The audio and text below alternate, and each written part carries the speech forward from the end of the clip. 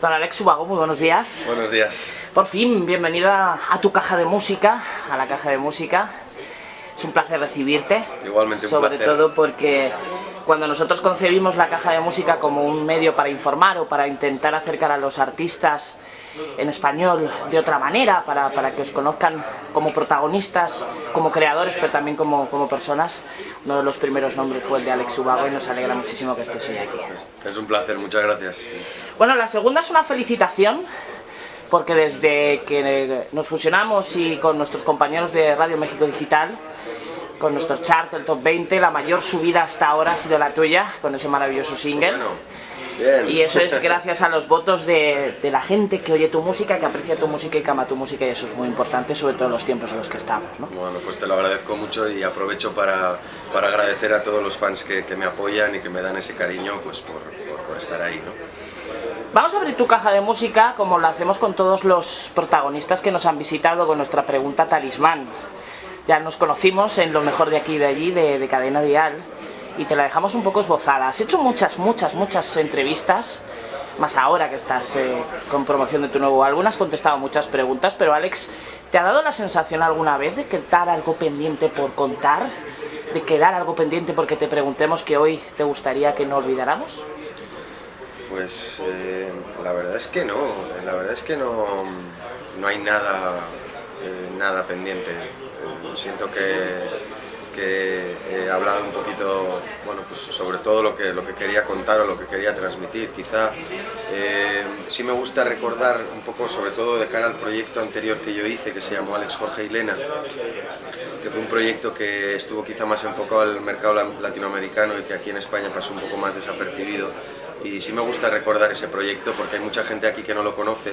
Es un proyecto por el que nos dieron un Grammy y bueno, pues quizá muchas veces las cosas que haces en Latinoamérica, aquí en España, pues a veces la gente no se entera mucho, así que lo reivindico y le recuerdo a la gente ese proyecto anterior que hice, que lo escuchen, que es un proyecto muy interesante.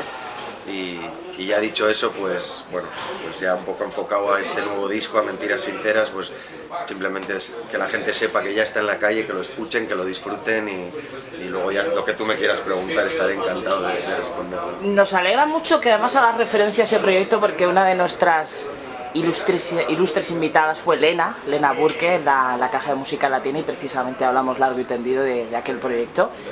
Y la caja de música pues se hizo eco de un trabajo, aparte de premiado, independiente de premiado, de una tremenda calidad musical. Pero hoy estamos también para hablar de esas mentiras sinceras. Sí.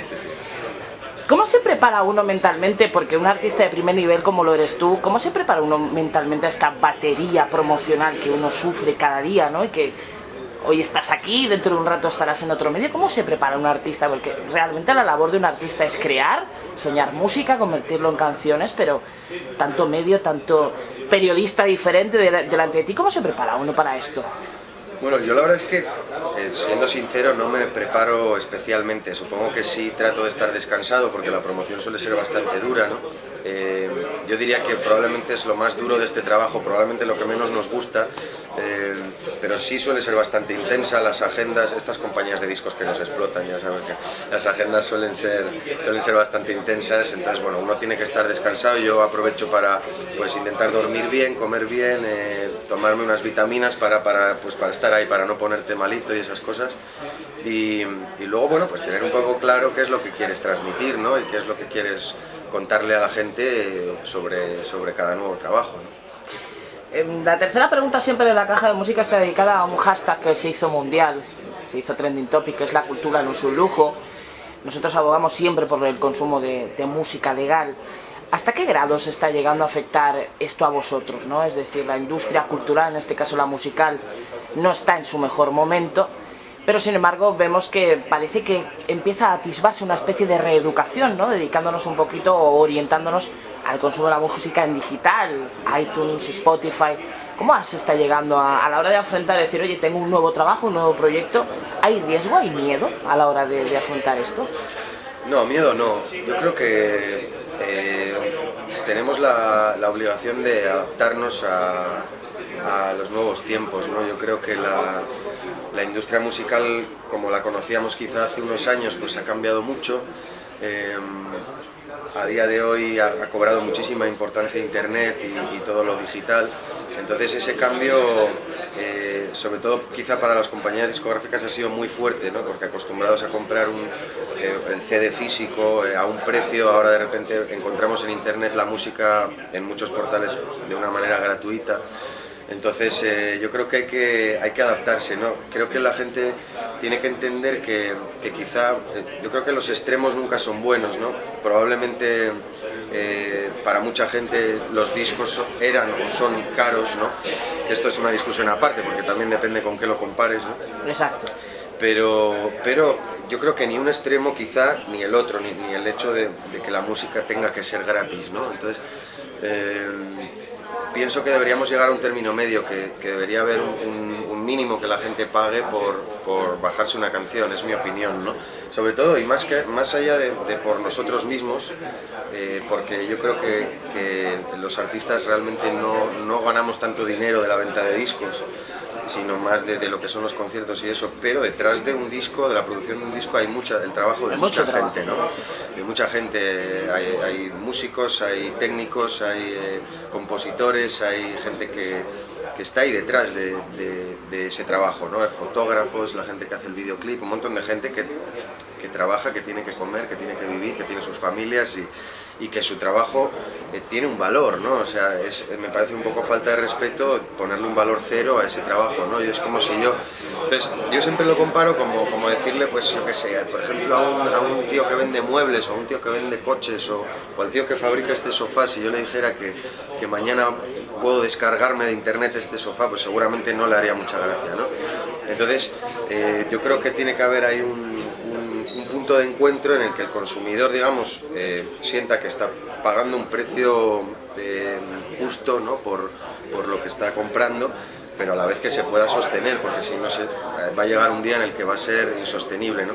Internet, por otro lado, creo que tiene una parte muy positiva, que es que te da la posibilidad de hacer llegar tu música a muchísima gente, probablemente mucho más que antes. Antes quizá dependías mucho más de la promoción en televisión, de la promoción en prensa, en radio, y hoy en día Internet te da esa plataforma muy interesante para poder hacer llegar tu música a cualquier parte del mundo, ¿no? Y eso me parece una cosa muy positiva, y por eso yo estoy muy a favor de Internet, ¿no? Pero sí creo que de alguna manera tenemos que ir llegando a ese punto de encuentro, y estoy seguro de que lo haremos, ¿no? y que la gente lo entenderá. Muchos compañeros tuyos de profesión hablan de que durante su carrera musical hay discos que, más que productos hechos por ellos mismos, son productos hechos para ellos. Este Mentiras Sinceras es un producto 100% Alex Ubago. Has tenido la capacidad de decidir, has podido meter las canciones que has querido, los arreglos, has podido producirlo de la manera que has querido. Sí, totalmente. La verdad es que me siento muy afortunado por eso, y desde el principio de mi carrera, ¿no? Siempre mi compañía de discos ha respetado mucho en ese sentido, pues, bueno, pues mis decisiones o mi manera de hacer las cosas, mi manera de componer, de producir las canciones en todos los sentidos, ¿no? Es cierto que probablemente con los primeros discos, sobre todo con el primer disco, que yo tenía 20 años y era muy inexperto en todo, entonces supongo que te dejas apoyar y aconsejar más por tu productor, por la gente con la que trabajas, con los músicos y tal, y a medida que van pasando los años y que vas haciendo discos, pues creo que uno va teniendo más claro qué es lo que quiere, lo que no quiere, pero desde luego he hecho el disco que quería hacer, con 13 canciones que están sacadas un poco de todo el material que he venido escribiendo durante estos últimos 2 años, y con el que por supuesto me he apoyado para la grabación en mi productor, que es Claudio Guidetti, que me ha ayudado mucho y ha sido un compañero impresionante, ¿no? para conseguir un poco, pues, mantener mi esencia, pero renovando un poquito mi sonido y haciendo un disco bastante variado, con muchos colores, y en ese sentido me siento muy feliz de una vez más haber hecho el disco que quería hacer, ¿no? Mira, tuvimos a un compañero tuyo de profesión, Santi Cruz, gran cantautor colombiano, que hablando precisamente de tu música, de la de Alex Ubago, hablaba de la importancia de lo que cuentas, más que cómo lo cuentas, es decir, la importancia de tus letras, independientemente del artificio musical que las adorne, ¿no? Aunque tiene también su importancia. ¿Consideras que ya no hablemos de éxito, pero la clave para conectar tan fuertemente con tu público es precisamente el que cuentas, más que el artificio musical. Yo creo que en mi caso sí, en mi caso desde luego, ¿no? Yo ni soy un tío guapo, ni soy un buen bailarín, ni siquiera me he considerado nunca una gran voz, ¿no? Yo siempre decía, si me hubiera apuntado a un concurso tipo Operación Triunfo, estoy seguro que me habían echado de los primeros, ¿no? Yo creo que quizá la fuerza o bueno, lo que realmente conecta con mi público siempre ha conectado, ha sido sobre todo las letras, las cosas que cuentas en las canciones, y que mucha gente se ha sentido probablemente identificada con esas cosas que cuentan. Hablando de esos 13 temas, dice el gran maestro Alejandro Sanz que el disco perfecto, si existe, debería tener 10 temas más lo que uno quiera añadirlo en directo. Tú en este caso tienes 13 cortes maravillosos, pero ¿ha quedado alguna canción, algún tema fuera que vayas a incorporar al directo o que tengas pendiente para otros trabajos? ¿Ha quedado alguna canción que te haya dado especial pena no incluir? La verdad es que he metido todas las canciones que quería meter. Siempre quedan algunas canciones fuera que te puede dar cierta pena o que puedes tener especial cariño. Al directo en principio no tengo pensado llevar ninguna que no esté editada en el disco, ¿no? Y lo que sí es cierto es que he metido en el disco todas las que quería meter. Es más, en un principio iba a meter entre 10 y 11 canciones y al final conseguí convencer al sello para que me dejaran meter estas 13. Y de momento es lo que hay, ¿no? Lo que pasa que a veces sí pasa que con el tiempo de repente rescatas canciones que habías escrito hace años y que no han entrado en ningún disco y de repente dices... ¿Y por qué no? Claro. Coño, ¿y por qué no metimos esta canción, no? Y de repente con el tiempo a veces hay ciertas canciones que cobran otro sentido y que las rescatas para incluirlas en un disco, ¿no? En este caso he incluido los temas que quería incluir, añadiendo, digamos que son 12 temas completamente inéditos, más Estar Contigo, que es un tema que se había editado ya en el disco del que hablábamos hace un rato, Alex, Jorge y Lena, y un poco volviendo a aquello de lo que hablábamos, fue una canción de Estar Contigo que se convirtió en un gran éxito en Latinoamérica, pero aquí en España pasó un poco más desapercibida, y por eso he querido incluirla también. Para reivindicar aquel trabajo. Sí, la canción consentida que he rescatado del último proyecto para que en España la gente la conozca, y en este caso cantada en una versión cantada por mí solo, ¿no? Creo que has anticipado un poco la siguiente pregunta. Hay una grandísima voz, una artista norteamericana que en el estreno hace unas semanas de su single hablaba de que precisamente ese single había sido un paso importante en su vida, ¿no? Que se llevaba un poquito más de ella. ¿Es quizás esa canción, ese 12 más 1, la más especial para ti de todo el disco? ¿O hay alguna que se haya llevado algo más? Es muy difícil decir cuál es la canción más especial de un disco, ¿no? Esto es como los hijos, que no puedes querer más guapo a uno que a otro. ¿A quién quieres más? ¿A papá o a mamá? Es imposible. Pero mira, hablando de hijos precisamente, hay una canción en el álbum que es la que cierra el disco, que se titula Para Aprenderte, y es una canción que le dediqué a mi hijo, que tiene 6 meses, está recién llegado, y es probablemente la canción más especial de este álbum, ¿no? Que la grabamos en una versión muy desnudita, solamente a piano y voz. Es una canción que le escribí cuando todavía estaba en la tripa, poquito tiempo antes de que naciera, y obviamente de lo que habla la canción y por el fondo que tiene, pues probablemente sea la canción más especial de este disco, ¿no? Para mí. Bueno, pues Lena hace la primera aparición en esta entrevista y nos dice que durante la etapa que estuvisteis trabajando juntos, aprendió de ti que eras una persona tremendamente exigente, en el sentido más positivo de la expresión. ¿Te exiges tanto a la hora, eres tan perfeccionista a la hora de todo lo que haces, de tus trabajos? Sí, la verdad es que sí, soy bastante perfeccionista, es cierto.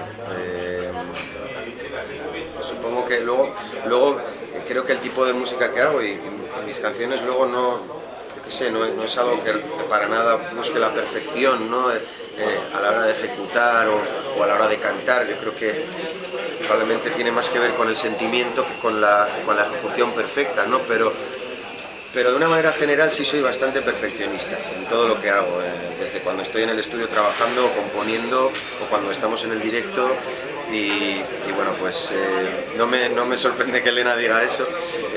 Aprovecho para mandar un saludo a Lena y bueno, y hablaros. Todos sabéis quién es Lena, ¿no? Pero la verdad es que es una artista impresionante, y yo también aprendí muchísimas cosas de ella, y sobre todo en la gira que compartimos juntos, porque Lena era como la jefa del grupo, ¿no? Porque ella es una músico impresionante, pianista espectacular, productora, arreglista, ella realmente controla mucho, ¿no? Entonces, durante la gira que hicimos juntos Alex, Jorge y Elena era un poco como nuestra la directora capitana musical de la banda, ¿no? Y desde luego que aprendí muchísimo con ella. Ella también es una tía muy perfeccionista en el buen sentido y por eso conectamos muy bien, ¿no? Tiene un poco, yo creo que los dos tenemos un poco las dos partes, esa parte más mental y luego la otra parte un poco más sentimental. Casi has contestado lo mismo cuando le hicimos una pregunta en su caja de música, que qué rasgo compartís ambos dos. Habéis clavado la respuesta, se nota que habéis trabajado mucho tiempo juntos. Haciendo un ejercicio de autocrítica, ¿cuál considera Alex Ubago que es su mejor defecto como artista? Mira, pues no lo sé. Es que no tengo defectos, no. Es broma. No lo sé, supongo que mi mejor defecto, es una buena pregunta. No sé, ahí me has pillado. ¿Te hago la segunda parte? Yo creo, mira, voy a decir, yo creo que cualquier artista, ¿no? Cualquier artista se pone nervioso cuando va a salir a cantar.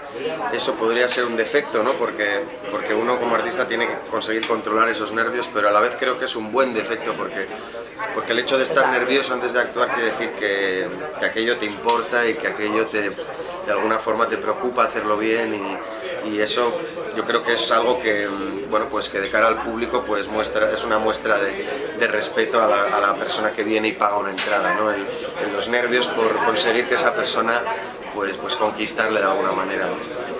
¿Y la peor de tus virtudes? Quizás ese perfeccionismo. Sí, puede ser.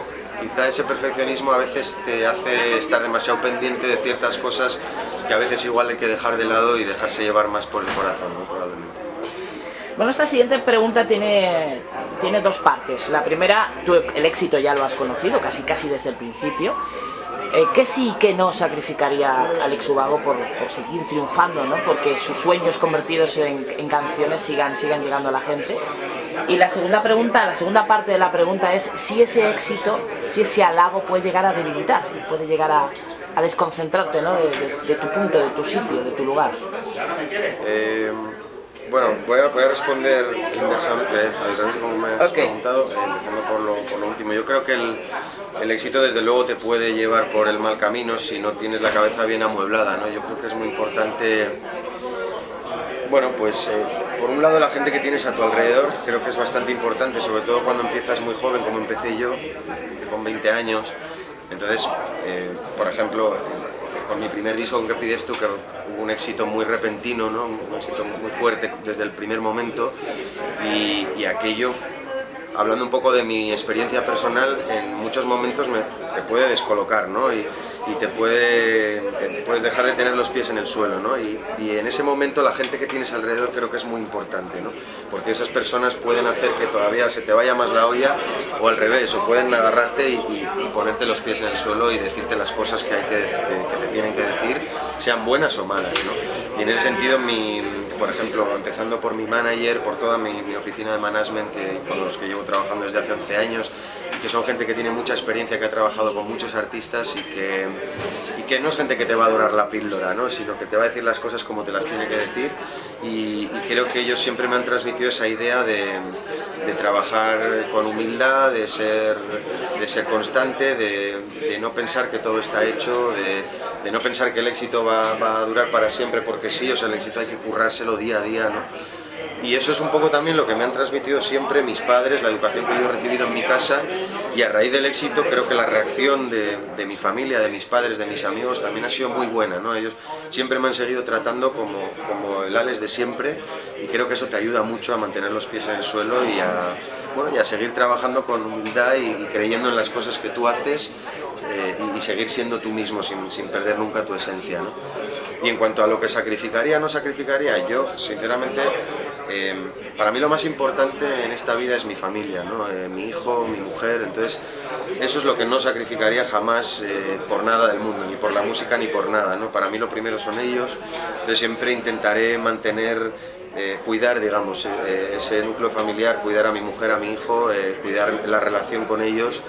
Y entonces siempre intentaré poder compaginar mi carrera musical con mi vida familiar, ¿no?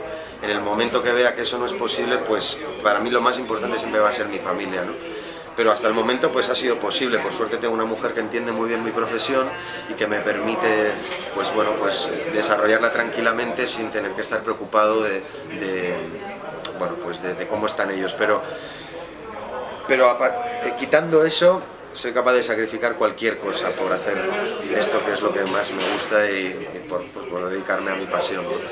Hablando de ese mejor defecto, que eran esos nervios antes de salir al escenario, tuvimos también a otra compañera tuya de profesión, a Rosana Arbelo, la gran Rosana, que hablaba de esa primera sensación de cuando ya tienes el disco y lo vas a estrenar por primera vez, en la que hablaba precisamente, además todos los músicos siempre ponéis esa ilustración, no son como vuestros hijos, ¿no? Que dais ese paso y las canciones ya dejan de ser vuestras y ya son del público. ¿Cómo es para ti esa sensación en la que coges, estrenas tu disco y ya pasa a ser del público? ¿Qué esperas? ¿Qué siente Alex Ubago en esa sensación? Que es un momento precioso, la verdad, muy muy especial, ¿no? Yo creo que es un poco la culminación de todo el proceso, ¿no? Porque el proceso de un disco que es muy bonito, por un lado, primero es la composición, la preparación de esas canciones, entras al estudio, los arreglos, cómo produces esas canciones, la grabación, y luego la culminación de todo es esa, ¿no? El momento en el que, como tú bien dices, eso deja de ser solamente tuyo para ser de todo el mundo, y eso va unido un poquito a la gira, al momento en que sales al escenario y cantas esas canciones nuevas y las compartes con la gente, ¿no? Y desde luego es un momento muy especial y yo lo vivo con mucha intensidad, con mucha ilusión, ¿no? Sobre todo ahora también es muy bonito por lo que hablamos antes de internet, las redes sociales te permiten una vía muy interesante para mantener un contacto muy directo con tus fans, con tu público, y viendo esas reacciones que hay con las nuevas canciones, ¿no? Y la verdad es que es cierto, es como... Sí, se podría comparar a un hijo, ¿no? Incluso al decir, más que a un hijo, yo iría un poco más allá del momento en el que tu hijo se va de casa, por decirlo de alguna forma, ¿no? En el momento en el que camina y bueno, y esas canciones, como tú bien dices, pues pasan a ser un poco de la gente, y ver las reacciones que causan en tus fans es algo precioso. Hablamos un pequeño break, precisamente en esa relación de público y artista. A partir de hoy hay programada gira de teatros hasta verano, ya hay actuaciones programadas. ¿Cuáles serán los siguientes pasos? Hay algunas fechas ya programadas, como vamos a estar en febrero tocando en Castelldefels, en marzo estaremos en Donosti, el 15 de marzo, el 23 de mayo estamos aquí en Madrid, estamos a punto de cerrar también el concierto en Barcelona, y bueno, acabamos de abrir contratación y estamos un poco en eso, ¿no? Cerrando algunas fechas. A lo largo de este año andaré compaginando un poco los conciertos en España con también Latinoamérica, donde el disco sale Latinoamérica y bueno, en general toda América. Como bien sabes, Estados Unidos también es un país donde cada vez hay más latinos y donde también trabajamos bastante. Entonces bueno, la intención es, a partir de marzo el disco sale allí también, entonces la intención es andar compaginando un poco los conciertos a ambos lados del charco. Y bueno, la gente que quiera informarse sobre todo lo que se va cerrando lo pueden ver en alexubago.com y en mis Facebook y tus redes sociales. Twitter. Bueno, vamos a hacer un guiño precisamente a Twitter. El primer guiño, muy suave, es de una tuitera que nos ha enviado un tuit precisamente sobre una colaboración, sobre todo por tu lado solidario. Participaste en Voces que Pintan, con un curioso grabador. Nos pregunta, aparte de la música, ¿tienes pensado seguir haciendo obras pictóricas? Pues no lo creas, ¿no? La verdad es que el proyecto Voces que Pintan es algo... Proyecto magnífico. Sí, un proyecto súper bonito en el que me propusieron participar, y en el momento que me lo dijeron me acojoné un poco porque yo soy nulo dibujando, pintando, de todo esto. La verdad es que nunca se me ha dado nada bien. Me encanta y admiro mucho a la gente que tiene esa capacidad de dibujar, de pintar bien, pero desde luego no es lo mío, ¿no? Pero bueno, siempre estoy encantado de participar en proyectos solidarios, y cuando me comentaron esto, pues dije, pues venga, me tiré a la piscina y vamos a hacer algo. Hice lo que pude. Estaba muy bien, nos envió además una foto preciosa sí, de aquel cuadro. Pero sí, fue un placer participar en aquello, y bueno, pues con toda mi humildad y con todas mis limitaciones con el pincel, pues hice lo que pude, pero fue un placer participar, y siempre estoy dispuesto a participar en acciones solidarias, ya sea obviamente cantando, tocando, como en este caso pintando, ¿por qué no? Y en el segundo guiño a Twitter, el penúltimo, el primer single ha estado claro. ¿Va a seguir teniendo recorrido este single o ya tienes pensado, junto con la casa, cuál será el segundo single? Pues estamos en ello. Todavía Ella vive en mí tendrá un poco más de recorrido. Tiene mucha vida. Sí. Durante estos meses, estos primeros meses, perdón, de 2013, pero ya estamos pensando en cuál será el segundo single. Incluso estoy preguntando a los fans en Twitter y en Facebook a ver que me den su opinión sobre cuáles son las canciones que más les gustan del álbum. Y en ello estamos, decidiéndolo. Hay algunas candidatas, como puede ser Destinados. Magnífica. Estamos entre Destinados, No me dejes afuera. Podría ser quizá Dueños de este mundo. Estamos un poquito entre esos temas. Mira, dicen de ti que tienes, aparte es evidente, lo estamos viendo, en una sonrisa muy magnética, pero a veces las sonrisas en vuestra profesión, hablo profesionalmente, ojo, se pueden torcer, se pueden volver en muecas. ¿En algún momento, profesionalmente hablando, has querido tomarte un break y decir, bueno, hasta aquí ya volveré, voy a tomarme un tiempo? Sí, lo hice después de la gira del segundo disco. Porque la verdad que el comienzo de mi carrera, los 4 primeros años de mi carrera, con el primer álbum ¿Qué pides tú? Y el que vino después seguido, que fue Fantasía o Realidad, la verdad es que fueron años muy intensos, ¿no? Los recuerdo con muchísimo cariño porque fueron 4 años en los que viví muchísimas cosas, viajé por todo el mundo, dimos muchos conciertos y la verdad es que fue muy intenso, a la vez muy divertido y totalmente inolvidable, pero sí fue muy intenso, ¿no? Entonces cuando terminamos en 2004 la gira de Fantasía o Realidad del segundo álbum, ahí sí decidí parar y tomarme un año para mí, ¿no? Para respirar un poco, ¿no? Y sí, desde luego que sí lo hice. Luego realmente no he vuelto a tener la sensación o la necesidad de hacer algo así. Digamos que me he tomado tiempos después de cada gira para preparar los próximos álbumes y tal, pero como tal lo hice en el año 2005. 2005 fue para mí una especie de año sabático después de los 4 primeros años de mi carrera, que fueron espectaculares y sí me sirvieron para intentar asimilar todo lo que había vivido y creo que fue positivo para luego seguir con la cabeza bien amueblada, ¿no? Bueno, la última aparición de nuestra amiga Lena nos envió por Twitter además. Tienes 13 temas y has colaborado aparte de con ellos, con grandes artistas. Si tuvieras que elegir 3 temas de estas mentiras sinceras para cantarlo con 3 artistas que no hayas colaborado, ¿qué 3 canciones y qué 3 artistas elegirías? Pregunta by Lena Burke. Sí, wow. Buena pregunta. Bueno, pues por ejemplo, hay un artista con el que me gustaría colaborar desde hace tiempo, que es Alejandro Sanz, y por ejemplo no me importaría nada cantar con él alguna de las baladas de este disco. Podría ser Ella vive en mí, por ejemplo, el primer single, podría ser Detrás de un cristal, o el mismo Para aprenderte, la canción que canté para mi hijo. Por ejemplo, Sabina sería otro de los artistas con los que me encantaría hacer una colaboración algún día. No sabría qué canción elegir para cantar con Sabina. Cualquiera. Sí, cualquiera, pero sería complicado elegir una, la verdad. Quizá Puedes ser tú, sería una opción. Y luego se me ocurre, por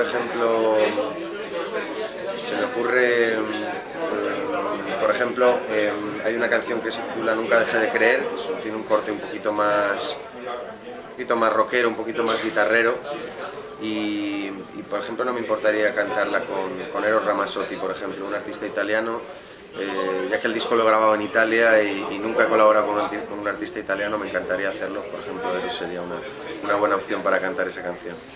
Bueno, hemos dicho que tienes página web, tienes Facebook y tienes Twitter, que recordemos es @. Sí, mi Twitter es @AlexUbagoOficial, la página en Facebook Alex Ubago Music, y luego también estoy en Instagram como Alex_Ubago. Bueno, ¿sigues a La Caja de Música en Twitter? Sí, sí, no sé si os No, sigo, pero todavía no. puede ser que no, pero os he retuiteado alguna vez. Exactamente, hace 2 noches además, arroba la propuesta web. Bueno, queda pendiente el seguirnos. Vale, vale. En cuanto acabe la entrevista os sigo. Eso está hecho. Pero vamos a hacer un guiño que nos gusta mucho con Twitter, y es si tuvieras la oportunidad de mandarte a ti mismo un tweet, aquel Alex Ubago que empezaba con ¿qué pides tú? ¿Qué le dirías desde el 2013 a ese Alex Ubago que empezaba con 20 años a soñar música? Igual le diría que gaste menos, que vienen tiempos de crisis.